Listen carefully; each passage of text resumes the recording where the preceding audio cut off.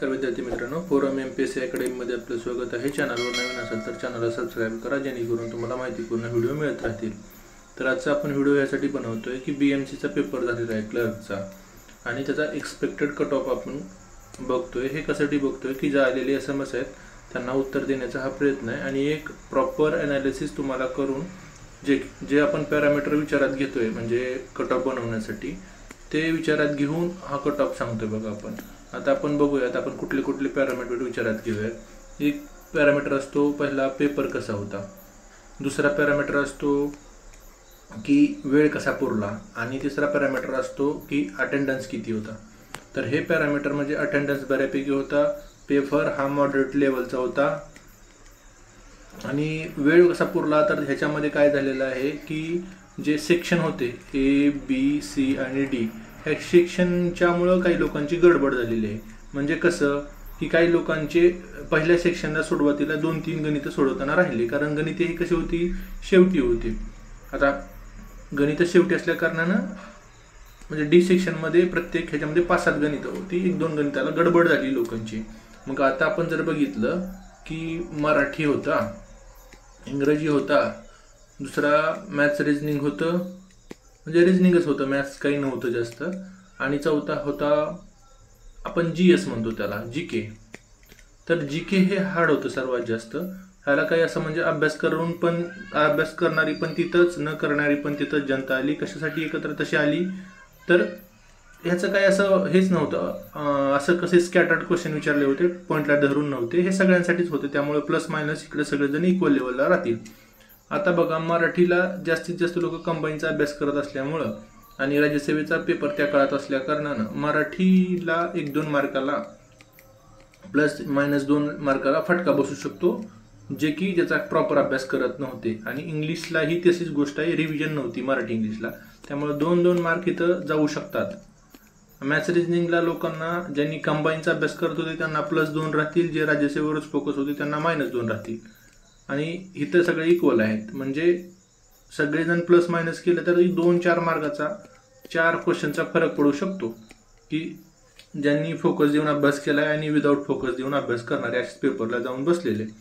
तर आपण बघूयात कसं कसं कट ऑफ लागेल, त्यासाठी काय पॅरामीटर विचारात घेतले हे तुम्हाला मी सांगितलेलं आहे। तर आता आपण कट ऑफ बघूयात। ओपनचा कट ऑफ आहे बघा 75। आम्ही तुम्हाला इथं क्वेश्चन सांगणार आहे, आउट ऑफ 100 क्वेश्चन सांगणार आहे, मार्क नाही सांगत आहे। म्हणजे आता समजा किती 75 दोन्ही 150, म्हणजे 150 मार्क असं पकडून चालत, हे 150 मार्क असं, म्हणजे 2 न गुणायचं ह्याला। आपण क्वेश्चन मध्ये विचार करतोय 75 क्वेश्चन जर येत असतील ना जर ओपनच्या कॅन्डिडेटला, तर तो सेफ आहे। कशासाठी सेफ आहे, कारण पेपरचा पॅटर्न बघता आता मी काय तुम्हाला इथं 87-90 पण सांगू शकतो, पण असं नाहीये। हे कट ऑफ करण्यासाठी मी बऱ्याच लोकांना विचारलेलं आहे, आणि एक्झाम सेंटरमध्ये जे पेपर सोडवणं असतं आणि बाहेर जे बोलणं असतं त्यात फरक असतो।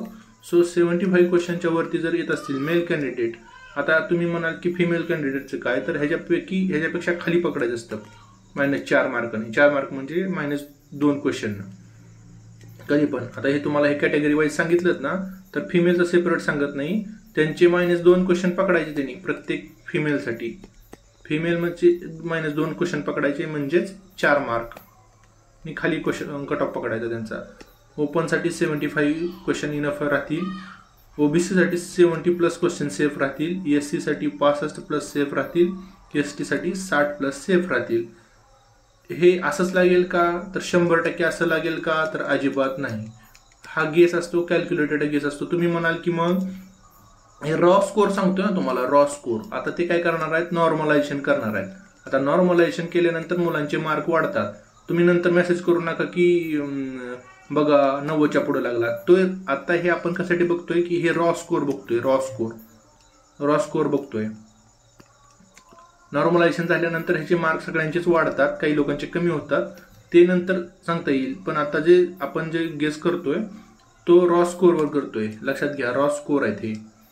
75, 70, 65 हा SC साठी इनफ राहील, ST साठी 60+ सेफ राहील मेल कॅन्डिडेट। पुढचं बघूयात।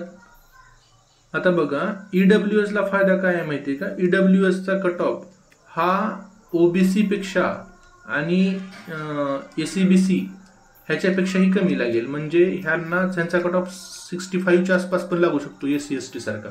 कारण काय झालेलं आहे, ह्याच्यामध्ये जे ओपन म्हणजे जे मराठा उमेदवार होते तो सेक्शन SCBC म्हणून गेलेला आहे. त्यामुळे त्यांचे 73 क्वेश्चन तर लागतील त्यांना क्वालिफाईंग होण्यासाठी, कारण मुलं बरीच असतात ह्या सेक्शनमध्ये. नंतर ही कॅटेगरी म्हणतोय आपण SCBC कॅटेगरी, जी आधी आपण ह्याच्यामध्ये कन्सिडर करायचो. मराठा रिझर्वेशन होतं तर ते SCBC आहे. आणि SBC साठी 70+ सेफ राहील, NT साठी 75+ सेफ राहील. आता इथं सांगायची गोष्ट म्हणजे SCBC बाहेर पडल्या कारणानं EWS मधून EWS चा कट ऑफ हा कमी लागेल. म्हणजे 5 क्वेश्चनना तरी मायनस लागेल. म्हणजे ह्यांच्यासाठी SC/ST ला आपण जसं पकडतो 65+ क्वेश्चन सेफ, तसं 65 क्वेश्चन सेफ हे EWS कॅन्डिडेट राहतील. लक्षात घ्या मला सांगायचं काय आहे ते. तर आपण बघितलेलं आहे. तुम्हाला काय वाटत असेल, हे माझं वैयक्तिक मत आहे. अजून परत एकदा सांगतो, हे माझं वैयक्तिक मत आहे माझं. हे असंच होईल का? तर अजिबात नाही.